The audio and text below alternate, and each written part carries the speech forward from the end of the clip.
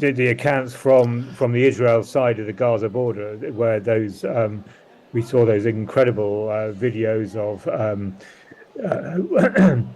if you've had if you dared to watch them, of people being gunned down, of hostages being taken, dragged to the border, communities hiding in their rooms, in their basements, in their rooms as Hamas militants walk around their neighborhoods, kidnap them, seize them.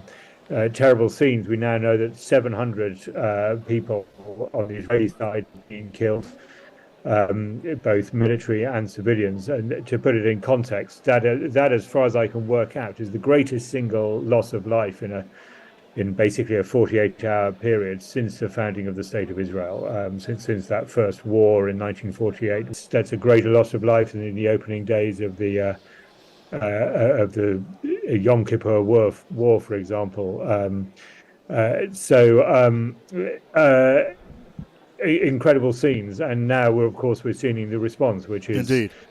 Devastating bombing of Gaza, hundreds of Palestinians being killed there, children being brought out of the rubble of buildings that have been struck by Israel in response. No good will come of this, as they say. I mean, it's not a great place to live. I think that would be an understatement. You're in the best of times, you're in a very small patch of territory. Your exit and entrance is very tight. You have to have a very good reason to get out of there. You have to arrange it in advance. So it's been described as the world's largest prison. I mean, that's slightly extreme, because also you move around inside. But it's also under the total security control of Israel, because they have it all but one stretch that is on the border with Israel surrounded, and Egypt has is on the border with Egypt, and Egypt is in a security alliance with Israel. So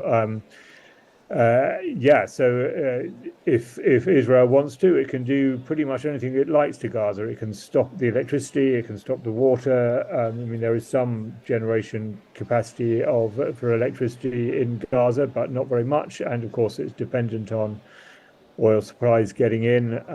If Israel wants to completely stop Gaza getting access to food, water, and imported food, it can pretty much do so. Obviously, it's not going to actually starve the Palestinians to death, but it's a pretty severe punishment.